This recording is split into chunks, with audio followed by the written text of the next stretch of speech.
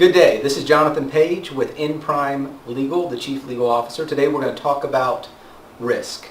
And again, to recap, for those of you that have been listening to these videos and been to some of our presentations, there's sort of three relationships with risk. One is profit. In order to generate profit, you have to be able to take risk. Profit is the byproduct of risk. Refusing to take a risk and simply taking no risk at all, that's what leads to regrets. You don't achieve your goals. You don't achieve your objectives. Where folks get in trouble, especially folks who are growing successful businesses, is when they gamble with risk. And by gambling with risk, they don't pursue risk safely. And so today what we're going to talk about is quantifying that risk. What is the risk? And then in other presentations and videos, we'll talk about how you pursue that risk safely and not gamble away the risk. Specifically, what we're going to talk about is your marketing target. Now, I encourage everybody to read a book called Think and Grow Rich. It's by Napoleon Hill. In that book, Mr. Hill will encourage you, will mandate you to think about what it is, the amount of money that you want to take home in order to live the way that you want to live. Another business coach out there, R. John Robbins, who primarily coaches attorneys, also preaches this and encourages people to itemize this out and really figure out the way that you want to live. So what is the amount of money that's needed to live the way that you want to live? I'm going to assume, just for purposes of this exercise, that it's $300,000. This is the net income that you want your business to generate in order for you to live the way that you want to live. So that you can have the car that you want to have, so that you can live in the house that you want to live in, so that you can go on the trips that you want to go on. If you have kids who are young, so that they can get into the activities that you want to see them to get into, that they can have the education that they want. All of this, of course, costs money, and we need to know how much money our business needs to generate so that we can provide for our family and do the things that we want to do. So let's assume it's $3,000. And let's assume also that it's a 3% margin. So if we do this calculation, then that calculation is going to come out to $1 million. If you take 300,000 and you divide by 0.3, you're going to get $1 million. $1 million is the amount of revenue that you need in order to earn $300,000. It's the top line revenue so that you can live the way that you want to live. Now, we take that number and we put it as the total amount of gross revenue. So let's start from the beginning. Let's assume that every month you generate 4 clients. So that's the average number of new clients acquired per month. Let's assume then that in order to get those 4 clients, you actually receive 8 qualified leads. Now, this doesn't mean every single person that you talk to. It means that you have to get 8 qualified leads, people who are qualified and who can use your services in order to convert.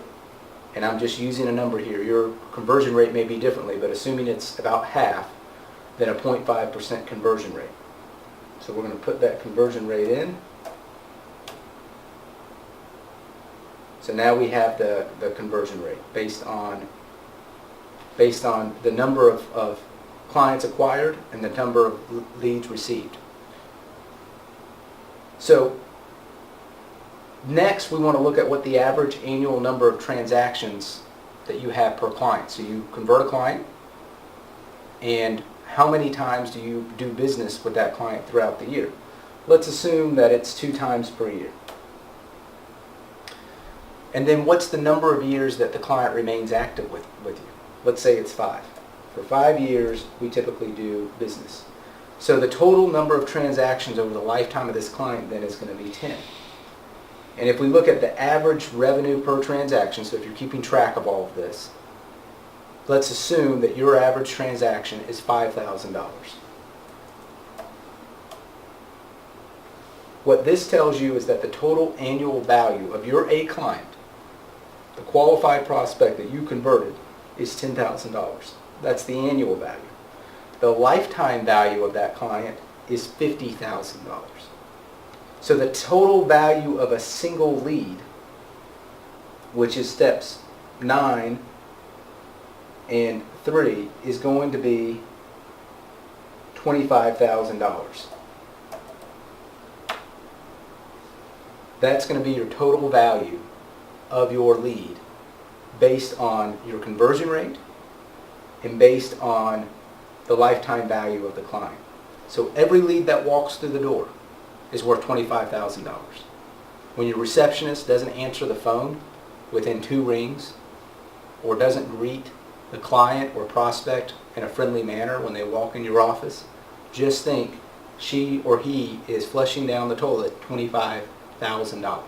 Because every time you get a qualified lead that walks in the office, based on these numbers, they're worth $25,000.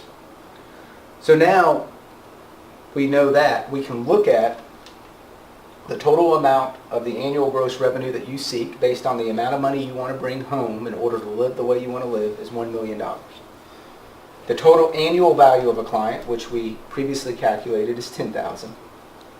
The number of new clients to be acquired per year in order for you to reach this goal is going to be 100 clients based on the annual value.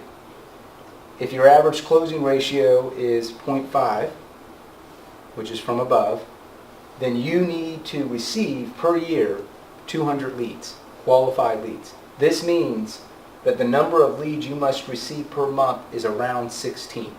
It's between 16 and 17 leads per month. That's your marketing target. That's what your marketing machine, and everybody has a different marketing machine, and how they go out and generate prospects must generate every month for you to hit this revenue sought in order to get the money that you need to live the way that you want to live. So the risk is not taking the steps necessary in order to ensure your marketing gets you to 16 leads. When you take those steps, you're generating a profit. You're generating the amount of money you want to earn in order to take home the money you need to live the way that you want to lead. But what we need to ensure is that you're taking those steps safely. So that's when we get into, if you have salespeople on your team, imagine if they left your company and took 4 prospects with them. Just 4. We're not talking about clients. We're talking about 4 prospects. People that you've met with and have a reasonable likelihood of turning them into a client. And you know that because you know what your value is of your leads. And you've got them into your marketing machine, either your drip campaigns or your newsletter. And eventually those folks may come back and purchase from you. If they just take 4 of your prospects, they're taking $100,000 from you. So putting them under a non-solicitation has a whole new meaning, because it's preventing those sort of actions that have a huge impact on your business. The other way that you can safely take these risks, the risks that you need to take in order to generate this kind of money, is through your customer contract. So even if you don't have salespeople, maybe you're the salesperson for your business, making sure you have a good customer contract that allows you to collect if the customer doesn't pay, or allows you to set the correct expectations. For example, does your service contract have a change order provision? Can change orders be made verbally? What sort of change orders increase or decrease the amount of money that is owed under the contract? And what's the process for going about those change orders? Does it include an attorney's fees provision? Because if you don't include that in your contract, it's very difficult to get your attorney's fees later on if you have to pursue legal action in order to collect a debt. Does it clearly define your scope of work so that the expectations are clear? How is the money paid? Is it all in advance? Is it at completion? Is it partly in advance or partly at completion? And if part of the money is paid at completion, who determines when the project is completed? If you don't define that in your contract and you allow your customer to determine when a project is completed, it's their discretion to say this project's completed, then you can imagine the sort of delay that might occur in payment, and then all the headache and heartache that you incur because of a customer dispute and not having a clear contract. All of that eats away at your profit and is essentially gambling with the risk rather than pursuing that risk safely. So in other videos and presentations, we have available, you will be able to learn the ingredients, the formula for having a really good non-compete or non-solicitation, the ingredients and formula for having a really good contract. We'll dig in deep in those elements in other videos, but in terms of today, we wanted to share with you this formula for determining your number, your marketing target, so you know what your marketing department has to produce, and give you some ideas about how you protect that so that you protect your profits and that you don't gamble away on your risk, and that you pursue risk in a safe manner, using contracts and making sure that you have good non-competes and non-solicitations to the extent that you have other salespeople involved in your organization. Until next time, this is Jonathan Page, Chief Legal Officer of In Prime Legal. We want to get your business in prime legal condition.